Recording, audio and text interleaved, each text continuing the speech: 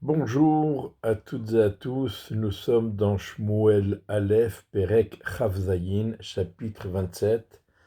Et comme David avait annoncé à Shaoul, il se sentait obligé de quitter Eretz Israël pour se mettre à l'abri de Shaoul. Alors David se dit à lui-même, maintenant je risque de me faire surprendre, de me faire prendre par Shaoul. Il n'y a pas mieux pour moi que de me sauver vers le territoire de Pélishtim et que Shaoul arrête de me rechercher dans toutes les frontières d'Israël et je serai sauvé de sa main. Donc David se dit, en quittant Eretz Israël, en allant me réfugier chez les Pélishtim, eh bien, Shaoul va me laisser tranquille. Il va laisser tomber et il va me laisser tranquille. Donc c'est ce que Shaoul décide de faire. David se leva et il traversa donc le territoire d'Israël avec son groupe de 600 hommes et il s'est rendu chez Achish ben Maor, le roi de Gath, donc le roi de Pélishtim. Il y était déjà une première fois, mais il était parti seul.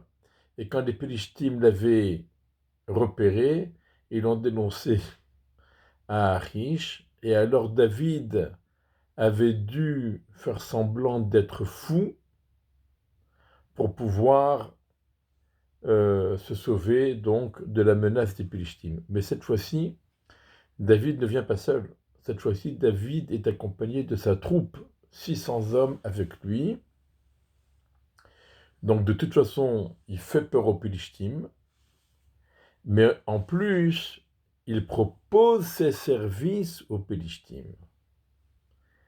David s'installa avec Akish à Gath, lui et ses hommes et toute sa famille. Donc sa famille, elle est composée de David et ses deux épouses, Achinoam, à Yisraélite, et Avigaïl, l'ex-épouse de Naval, la Carmélite, donc la veuve de Naval. Il a été rapporté à Shaoul que David s'est enfui à Gath, et donc, comme prévu, euh, Shaoul s'arrêta de le rechercher. David dit à Achish, si j'ai trouvé grâce à tes yeux, que me soit accordé un endroit dans l'une des villes, des villages, dans une des villages de la campagne, et je résiderai là-bas. Pourquoi ton serviteur s'installerait dans la ville royale, dans la capitale avec toi?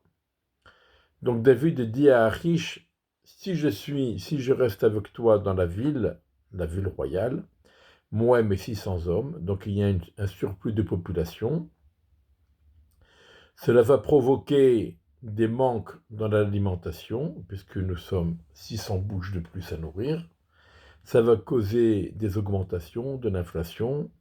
Et puis, ton peuple n'apprécie peut-être pas notre présence ici dans la ville royale. Mieux vaut que tu me donnes, que tu m'accordes un village. Alors David ne demande pas une ville fortifiée pour ne pas que éveiller des craintes chez Achish. Non, un village. Le jour où tu n'es pas content, tu veux me déclarer la guerre, on est à ta merci. Il n'y a pas de muraille, il n'y a pas de... Voilà. Donc, David demande simplement un village. Achish lui donna ce jour-là le village de Tsiklag. C'est pourquoi Tsiklag était pour les rois appartenait au roi de Juda jusqu'à ce jour. Alors, en fait, Tsiklag avait déjà été accordé à la tribu de Yehuda, comme on l'a déjà vu dans le livre de Josué, chapitre 11. Il suffit de remonter à la bonne vidéo, Josué, chapitre 11. Mais probablement qu'entre-temps, les Philistines avaient reconquis ce village et maintenant Achish le donne à David. Ce fut après quelques jours que David s'était installé Donc David s'installa donc dans le territoire de Pélishtim quelques jours, c'est-à-dire Yamim Varba Chodashim, 4 mois et 2 jours. Rachi nous fait tout le compte que David ne pouvait être demeuré chez Achish plus que 4 mois, étant donné que Shaoul est mort 4 mois après Shmuel. Shmuel, on a déjà vu précédemment qu'il était décédé, et 4 mois après, c'était le tour de Shaoul. Donc forcément, David n'a résidé là-bas que 4 mois et 2 jours. David monta avec ses hommes et ils ont attaqué le Géchouri, le Gizri et l'Amaleki. Donc des petits villages, de petites tribus qui résidaient sur la terre depuis toujours, en direction de Shura et jusqu'à l'Égypte. Donc ce sont des territoires dans le sud d'Israël qui appartenaient donc au Géchouri, au Gizri, au Amaleki, et David en a profité pour aller chaparder par là-bas. Et David frappait la terre et ne laissait vivre aucun homme et aucune femme. Il prenait le petit bétail et le gros bétail, les ânes et les chameaux, les vêtements, et il est revenu, il s'est rendu chez Achish. Donc nous précise bien que David tuait tout le monde. On va le voir. Vayomer Achish, al peshat temayom. Alors Achish, il était étonné de voir tout ce butin. Il a dit à David, mais où avez-vous chapardé aujourd'hui? Et David dit, dans le désert de Judée, et dans le désert de Yerahmeéli, et dans le désert du Kéni.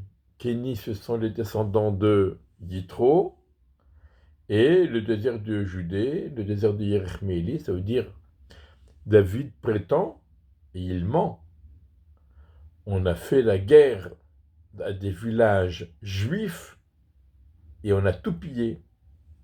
Et donc, en mentant ainsi, David se met en confiance avec Achish. Il met Achish en confiance, et Achish, comme on va le voir, va lui faire confiance et va lui donner donc le rapprocher de lui. Alors, on nous précise pourquoi David tuait tout le monde. David ne laissait vivre aucun homme et aucune femme, a ramené Agat en se disant de peur qu'il ne rapporte sur nous et qu'il dise ainsi David nous a agi, et ainsi est son comportement tous les jours lorsqu'il a habité dans les champs de Pélishtim. Ça veut dire que David avait peur d'être dénoncé par d'éventuels survivants de ces villages et qui vont dire à Achish, attention, il n'a pas attaqué les Juifs, il nous a attaqué à nous, et qu'alors Achish comprenne et s'en prenne à David. Donc pour éviter d'être dénoncé par les villageois, il tuait tout le monde. On comprend un petit peu plus lorsque David a voulu construire le Beth Amikdash, Akadosh Baruch Hu lui a dit, ce n'est pas toi qui construiras le Beth Amikdash parce que tes mains ont versé trop de sang. Effectivement, David a mené de nombreuses guerres, et pendant les guerres qu'il menait, surtout à cette période-là, il tuait tout le monde, hommes, femmes et enfants, et donc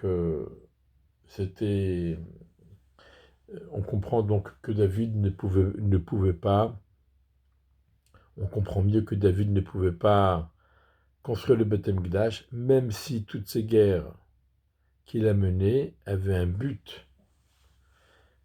Et c'est grâce à cela, on le verra, qu'il va pouvoir ensuite sauver les bénis Israël de la main des Pélishtim.